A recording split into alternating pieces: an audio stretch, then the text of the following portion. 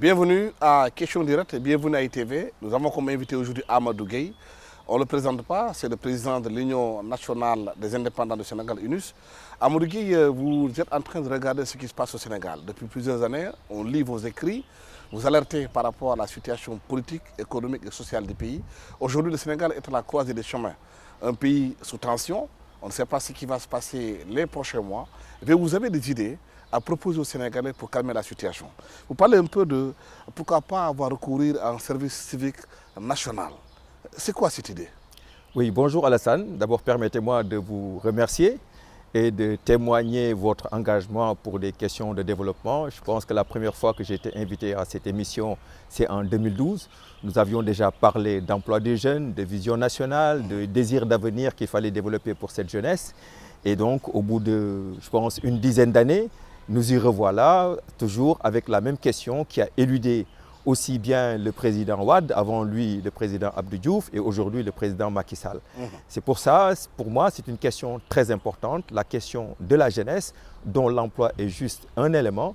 Nous pensons qu'il faut aller effectivement vers un autre dispositif qui permet de mettre les Sénégalais, les jeunes Sénégalais en position de travail. Le service civique national, pour nous, en fait partie.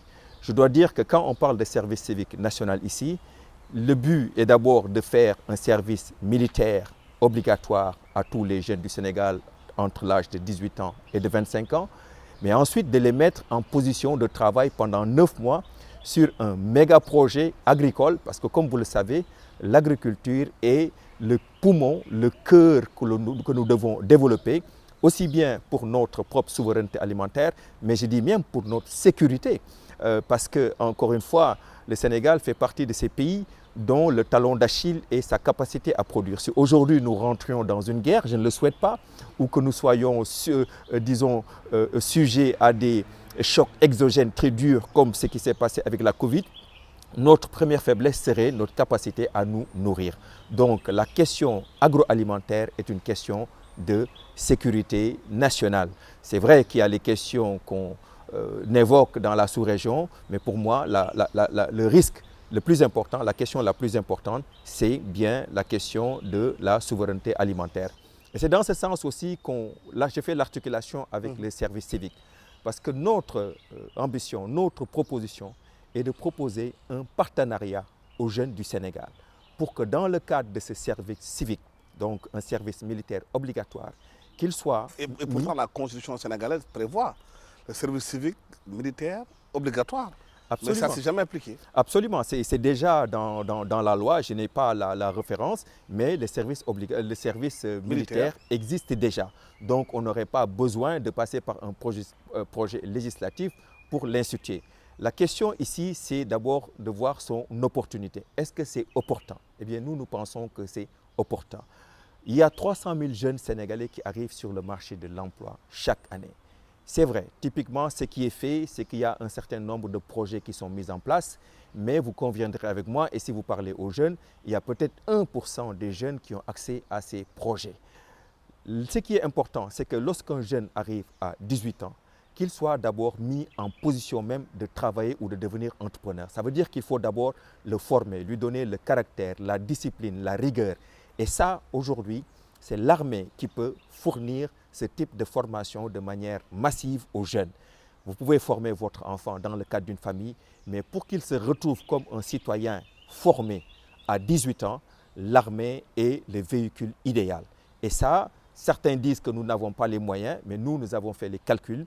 Nous pensons que c'est très parfaitement possible que les jeunes soient mis dans un service militaire obligatoire.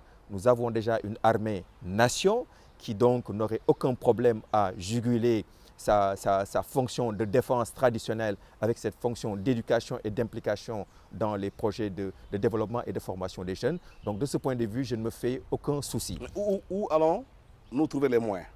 Où? Alors, Comment? aujourd'hui, considérons un service national de 200 000 jeunes au Sénégal.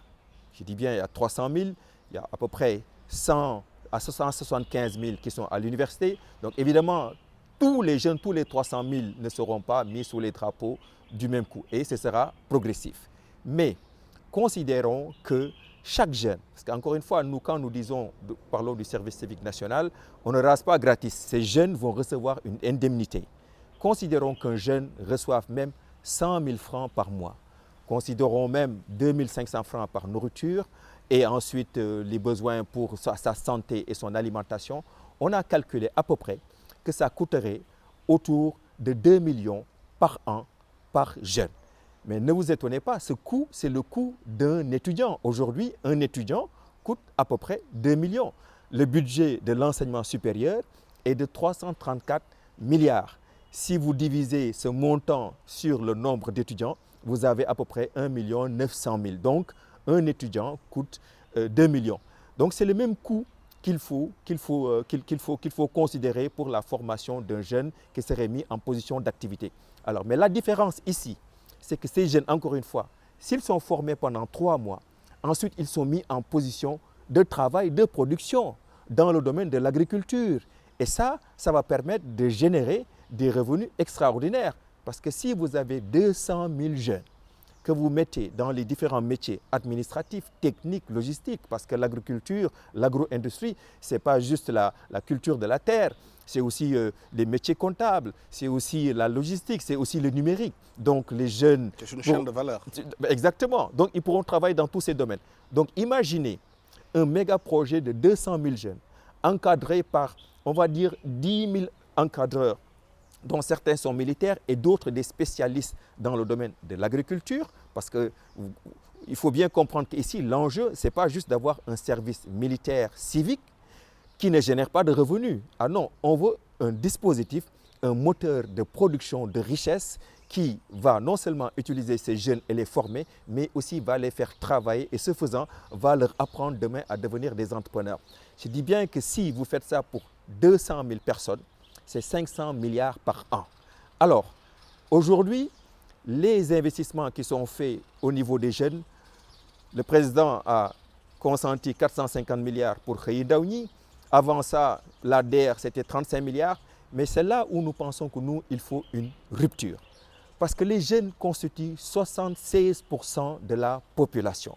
Alors, 76% de la population, mais je dirais qu'ils devraient recevoir autant des revenus de notre budget de dépenses publiques.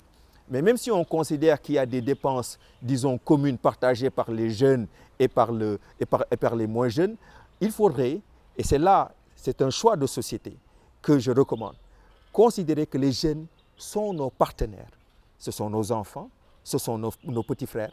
Mais il faudrait regarder les jeunes comme les partenaires qui vont travailler avec nous pour développer le pays. Et de ce point de vue, il faut être prêt à mettre les ressources financières suffisantes pour ce volet emploi, tout comme nous le faisons pour l'enseignement supérieur. Nous mettons 334 milliards, ça c'est pour la jeunesse. Nous mettons 778 milliards pour l'éducation nationale, c'est pour la jeunesse. Nous mettons 83 milliards pour la formation, c'est pour la jeunesse. Mais la jeunesse devrait bénéficier au moins de 55% des ressources budgétaires. Ce qui veut dire qu'il y a encore une marge de presque de 2 000 milliards par an qu'on devrait pouvoir aller chercher, je dis bien chaque année, rien que pour l'emploi des jeunes, un emploi qui va être productif dans un secteur stratégique, l'agriculture, parce qu'il faut le savoir, la population sénégalaise sera de 63 millions en 2100. La population dans la CEDEAO sera de 1,5 milliard en 2100. C'est l'équivalent de la population de la Chine. L'Afrique sera 40% de la population mondiale. Ça veut dire qu'il y a un marché pour les produits agricoles. Tout ce que nous investirons dans ce domaine répondra aussi bien pour le marché intérieur, mais nous aurons aussi des marchés d'exportation ici même dans notre sous-région, dans la CEDEAO et en Afrique. Donc ça, c'est maintenant que cela se prépare. Nous sommes en 2023, 2050 c'est bientôt, 2100 nous y sommes bientôt. Donc c'est l'horizon qu'il faut utiliser pour apprécier dans quelle mesure est-ce que cet investissement que nous allons faire pour les jeunes va permettre au Sénégal non seulement de répondre à ses propres besoins en termes de croissance démographique, mais aussi aux opportunités qui vont se présenter au niveau de la CEDEAO et au niveau de l'Afrique. Oui, mais si vous parlez de jeunes, 300 000 qui viennent sur le marché de l'emploi, certains disent que vous oubliez ceux qui sont dans les écoles coraniques, dans les daras. C'est aussi des jeunes Sénégalais. Et souvent, ces gens-là sont laissés en marge du système. Ah non, moi, quand on parle de 300 000 jeunes, on parle de 300 000 qui ont l'âge de travailler. Et donc, que ce soit des étudiants ou non, ils seront partie prenante des différentes promotions qui vont se succéder pour être mis en position dans un service militaire comme celui-là. Ce sera un service général. Je disais tout à l'heure tout simplement qu'il y a à peu près aujourd'hui 175, ou non, plutôt 250 étudiants, 250 étudiants au niveau de l'enseignement supérieur, parce que dans certains cas, et pour y aller graduellement, on peut décider que quelqu'un qui est à l'université peut-être pourrait être exempté du service national de manière graduelle. Mais à terme, l'idée c'est d'aller vers un service obligatoire pour tout le monde. Mais comme on ne peut pas prendre tout de suite tout le monde à 300 000, l'essentiel c'est que si vous n'êtes pas en position d'activité ou vous n'êtes pas étudiant, que vous avez l'obligation d'intégrer le service national. Et ça, Alassane, encore une fois, il faut penser le service national par rapport aussi à un méga projet de production, c'est-à-dire notre grande ambition dans le domaine de l'agriculture. On pourrait même confier ce grand projet-là aux jeunes en les considérant comme des partenaires. Et le choix de société, c'est de dire que les jeunes ne sont pas un segment de la population à qui on aménage quelques projets de 50, 20, 40 milliards. Non, c'est des partenaires d'égale dignité. Et quand on dit d'égale dignité, ça veut dire qu'ils ont aussi accès aux ressources de ce pays. Et ça, si nous le faisons, je peux vous garantir que nous allons nous retrouver dans un pays où les jeunes trouveront toute leur place. Parce qu'aujourd'hui, ça fait partie des problèmes. C'est-à-dire qu'on a un choix de société. On considère que les jeunes sont, disons, une sous-classe. Ils ne sont pas encore mûrs. Et donc, les montants qu'on met dans ces projets, et vous le voyez bien, c'est des projets de 20 milliards, 30 milliards. Mais un projet de 30 milliards, 40 milliards, Alassane, ne peut pas avoir un impact de plus de pour 10 000 emplois. Or, 300 000 emplois, 300 000 jeunes qui arrivent. Si on doit régler ce problème, il faut qu'on en fasse un choix de société. Oui, mais vous êtes dans un pays assez spécifique qui s'appelle le Sénégal, qui a des confréries, qui ressemblent aussi beaucoup de jeunes, qu'on va aussi travailler dans les champs, mais de façon rudimentaire. C'est ça. Est-ce que ce partenariat qui sera mis en place, armée, jeunes et État, ces confréries seront intégrées? Mais moi, je pense qu'on ne serait pas avisé de le faire parce qu'ici, 99% des Sénégalais s'identifient à une confrérie. Il s'y ajoute qu'il y a beaucoup de jeunes qui sont éduqués par ces confréries. Typiquement, c'est dans des matières coraniques, religieuses, que ce soit catéchisme, etc. Mais pour l'instant, ces confréries n'ont pas les moyens de les mettre dans des positions de travail parce que l'idéal, ce serait au bout de cette éducation religieuse que ces gosses puissent être formés, mis en position de travail dans le secteur agricole ou dans d'autres secteurs numériques, etc. Et c'est là où l'État doit amener les ressources financières nécessaires. Et ça, je suis d'accord que c'est le secteur privé qui crée l'emploi. Mais vous avez bien vu que dans notre pays, en particulier dans le domaine agricole, ce sont les grandes multinationales qui ont les moyens de faire les investissements énormes. 99%, 90% de nos exploitations sont des exploitations de petite taille, familiales, qui n'ont pas les moyens de moderniser leur agriculture. C'est un peu la même situation au niveau des confréries. Cette idée que c'est le secteur privé qui doit créer des emplois est en train d'être battu en brèche avec la Covid qu'on a vu. L'État revient au cœur de l'emploi. En France, on a vu que l'État reprend des secteurs d'activité énormes.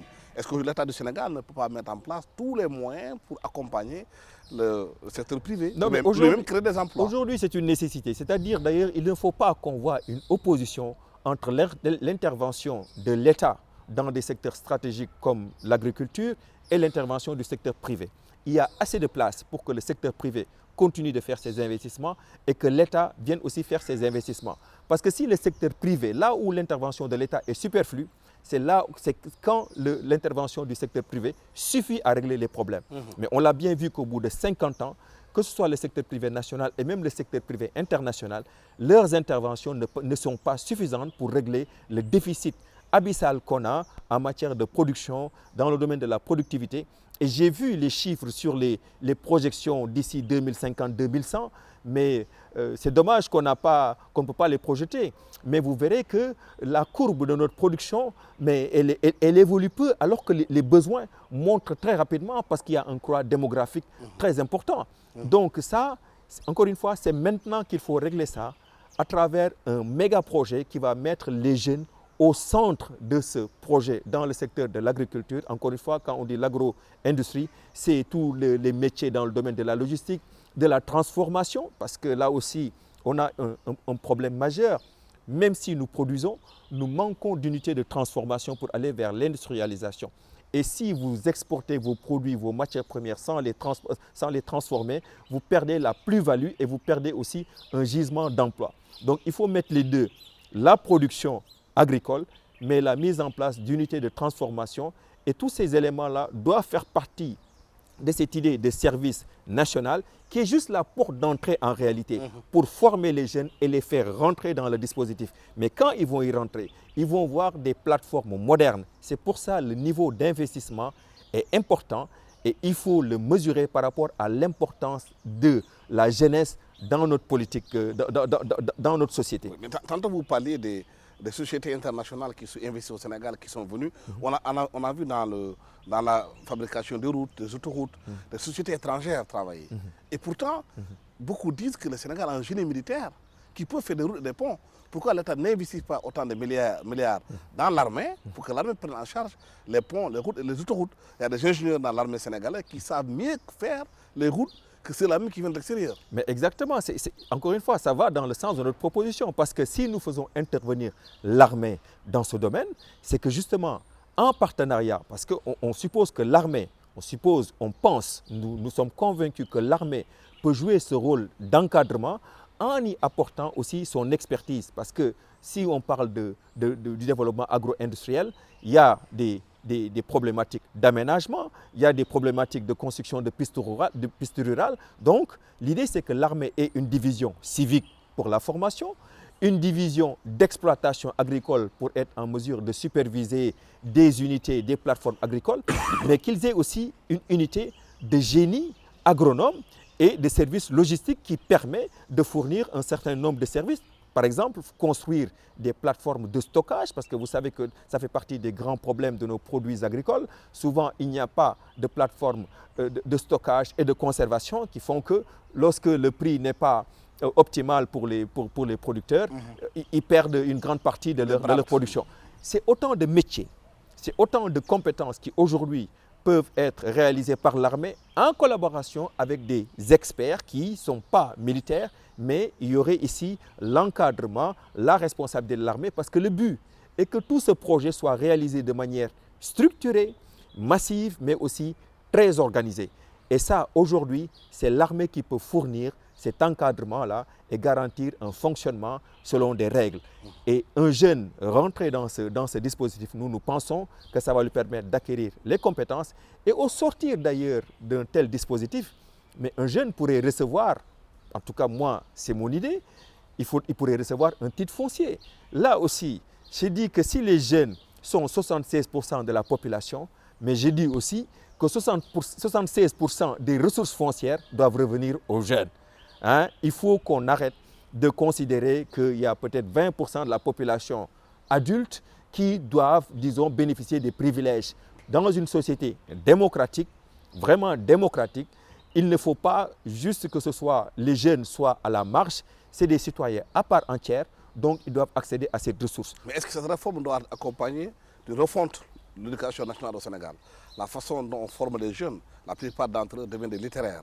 Est-ce qu'il ne faut pas aujourd'hui allier cette formation à la base avec des BTS, avec des corps de métier qui permettent à ceux qui ne peuvent pas aller à l'université de devenir des mécaniciens modernes, de devenir des plombiers modernes, des menuisiers modernes? Et ça doit être accompagné par des hommes d'affaires qui créent des entreprises pour employer ces jeunes. Oui, mais tout à l'heure, je vous disais d'ailleurs, Alassane, qu'on met 773 milliards dans le budget 2023. Il y a 773 milliards pour l'éducation nationale, donc pour le secteur primaire et secondaire. il y a 334 milliards pour l'enseignement universitaire et il y a seulement 83 milliards pour la formation professionnelle. Or, nous, Il faut inverser la tendance. il faut inverser la tendance. Moi, je serais beaucoup plus à l'aise avec 330 milliards pour la formation professionnelle et je dirais 83 milliards pour la formation au niveau universitaire. Mais il faut le dire, c'est parce que aussi les jeunes, aujourd'hui, il y a peut-être dans l'inconscient, dans l'imaginaire, cette idée qu'il faut aller à l'université, que tous, n'ayant pas un dispositif comme celui qu'on propose, rentrent tous dans ce canevas de l'université et il y en a beaucoup qui en sortent désabusés. Il faut qu'on leur montre qu'il y a d'autres voies, notamment la formation professionnelle. Et là, mais vraiment l'outiller, parce que la formation professionnelle, ce n'est pas juste la formation théorique. Il faut des équipements, il faut des moyens, il faut un personnel formé pour que les jeunes, même s'ils sortent du BFM, de la troisième, puissent accéder à une formation de qualité et à 20 ans se retrouvent dans le marché du travail tout en étant compétents. Donc, en termes de réforme, moi je pense qu'il faut beaucoup plus aller vers ce sens. Maintenant, au niveau de l'éducation nationale, dans le contenu, je pense qu'il y a beaucoup de propositions sur lesquelles je ne vais pas revenir, notamment l'introduction des langues nationales qui permet aux jeunes d'avoir une compréhension beaucoup plus rapide sur les matières scientifiques. Donc ça, c'est des réformes, disons, spécifiques au secteur de l'éducation. Mais que ce soit pour ceux qui sont allés à l'école, que ceux qui ne sont pas allés à l'école, il faut qu'on sache qu'il y a un chemin, un conduit d'éclosion économique et sociale qui peut être mis en place. Parce qu'il ne faut pas aussi que le système s'occupe juste de ceux qui réussissent à l'école. Tous les talents ne sont pas des talents, disons, cérébraux. Il y en a d'autres, c'est avec leurs mains, il y en a d'autres, c'est avec leurs yeux, etc. Donc, tous les talents, tous les jeunes doivent avoir la chance dans le cadre d'un dispositif tel que nous préconisons. Parce que certains, peut-être même, ils ne sont pas brillants sur le plan cérébral, mais c'est de bons managers. Hier, je lisais une étude réalisée sur les plus grands dirigeants des 500 meilleures compagnies américaines. Et il se trouve que la plupart de ces grands gestionnaires qui dirigent les 500 multinationales aux États-Unis ne sortent pas des grandes écoles des Ivy League. Ce qui veut dire que devenir un grand gestionnaire ne dépend pas du fait que vous sortez d'une grande école ou bien que vous avez de grands diplômes. Il y a des gens qui sont très travailleurs, qui ont le sens de la nuance, qui comprennent la complexité, qui sont pragmatiques. Eh bien, ce sont ces gens-là dont on a besoin pour diriger nos grandes entreprises et ils viennent de partout. Ils peuvent sortir comme artisans, ils peuvent être ceux qui sont allés à l'école. Donc de ce point de vue, moi je me dis qu'il faut quand même qu'il y ait un conduit qui permette aux jeunes d'expérimenter, de découvrir leur talent. La reçue de tout cela, est-ce qu'il ne faudrait pas encore revenir un peu à la famille aujourd'hui? La responsabilité de la famille dans l'éducation des enfants. Le constat qu'on a fait aujourd'hui, c'est qu'avant les familles éduquaient les enfants. On a l'impression qu'il y a un délaissement des parents vis-à-vis des enfants aujourd'hui. Mais je pense que ça, il y a un relâchement qui s'explique aussi peut-être par le changement, disons, du mode de vie. Disons que la plupart des parents, ce n'est pas une excuse, mais sont beaucoup plus pris par la recherche de la pitance, excusez-moi le terme. Et que donc, ils passent bien moins de temps avec leurs enfants. Et pourtant, jadis, les parents étaient pauvres, mais s'occupaient des enfants. Oui, c'est-à-dire qu'aussi, il y avait un environnement qui était beaucoup plus contrôlé. Mais aujourd'hui, entre les réseaux sociaux, l'école, disons, l'environnement n'est pas aussi contrôlé. Même vous et moi qui pensons que nous prenons du temps pour bien nous occuper de nos enfants, voilà, il faut quand même se rendre compte qu'ils sont très influencés par un monde extérieur que nous ne contrôlons pas. Alors moi, de ce point de vue, je pense que c'est une responsabilité collective. Nous devons nous assurer que le contenu qui arrive au niveau de nos enfants, la culture même au niveau national, et bien dans la famille, que ce soit un ensemble de valeurs que collectivement, aussi bien dans la famille que dans le quartier, nous allons, disons, défendre. Et donc c'est pour ça le contenu qui vient de la télé, le contenu qui vient de l'Internet, parce que je pense que là aussi, il va falloir qu'on prenne des mesures pour censurer quand même certains contenus, pour protéger nos enfants, même si aujourd'hui l'Internet est un médium irremplaçable, nécessaire pour tout le monde. Donc je pense que c'est une évolution, à la limite je dirais, naturelle. Cette éducation, c'est pour ça d'ailleurs, encore une fois, je reviens sur ce dispositif, collectivement, il faut que nous soyons solidaires, c'est-à-dire au moment où il y a un relâchement peut-être de l'éducation au niveau de la famille, eh bien il faut qu'on ait ce génie de faire générer au niveau, disons, des instances publiques, à travers justement le service militaire, le service national, d'autres dispositifs qui permettent de récupérer les jeunes, de les soumettre à une formation qui d'ailleurs va permettre de leur restituer le sens civique, le sens de leur responsabilité, disons la mission presque transcendante que les jeunes doivent porter dans le développement du Sénégal et de l'Afrique. Souvent, je demande à mes invités, cette prise de conscience qui a été faite. Mais qu'est-ce qui empêche d'aller à l'action? Moi, je pense que nos gouvernants jusque-là, pour autant, commençons par Medwad, qui disait aux enfants, aux jeunes, qui est-ce qui veut travailler? Levez la main. Mais je pense que, et encore une fois, je présente Macky Sall a eu le vote, la confiance de la plupart des jeunes. Mais je pense qu'ils ne sont pas fondamentalement convaincus que l'emploi, les investissements dans la jeunesse sont la priorité. Je pense qu'ils ont toujours compris que la jeunesse a une certaine importance, mais que c'est à la périphérie des priorités qu'eux estiment comme étant les plus impératives. C'est-à-dire pour eux, c'est les infrastructures, c'est l'investissement étranger. Et pourtant, le maître Wade disait bien, dis-moi quelle jeunesse tu as et je te dirai quel pays tu as. Il disait, je préfère la jeunesse aux milliards de l'étranger. Mais dans la réalité, et ça, je me base juste sur les investissements qu'ils ont réellement mis sur les jeunes. Si vous faites le total, avant le projet Khayundaoumi, si vous faites le total des investissements qui ont été faits, hormis les dépenses sur la formation professionnelle, sur l'éducation nationale et sur l'enseignement supérieur, si vous faites le total des dépenses pour l'emploi des jeunes, je suis sûr que vous ne dépasserez pas 400 ou 500 milliards. Le président, je pense, a compris qu'il faut aller à un autre niveau. D'un projet comme DER de 35 milliards, il est passé à 405 milliards. Mais moi, je dis encore, je reviens dire qu'il faut un choix de société. 55% des ressources de notre budget doivent être consacrées à la jeunesse dans un projet productif. Aujourd'hui, notre budget de 2023, c'est 4 166 milliards. Alors si vous faites la moyenne de l'évolution du budget sur les 20 dernières années, le budget évolue de 10% chaque année. Ça veut dire qu'aujourd'hui, c'est 6 400 milliards. L'année prochaine, ce sera 7 000 milliards. En 2032, d'ici 10 ans, le budget sera de 15 000 milliards. Donc, sur ce budget, si nous prélevons ces 55%, dont 19% pour l'éducation, l'éducation nationale, l'enseignement supérieur et la formation professionnelle, il reste un montant de 36%, qui est l'équivalent à peu près de 2 300 milliards par an que nous pouvons investir dans la jeunesse, donc dans l'agriculture, dans les secteurs porteurs. Parce qu'il ne faut pas qu'on voit des dépenses sur la jeunesse comme des charges.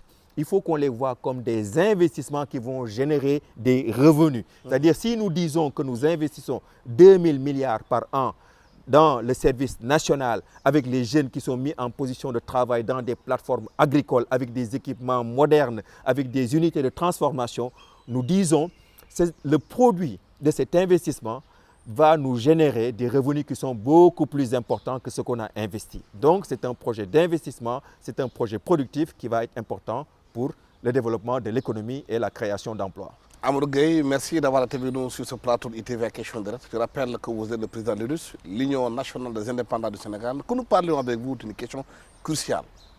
Comment investir dans la jeunesse du Sénégal pour pouvoir avoir le lendemain meilleur? Tous les chefs d'État disent que la jeunesse est une bombe sociale, mais peu s'occupent des jeunes.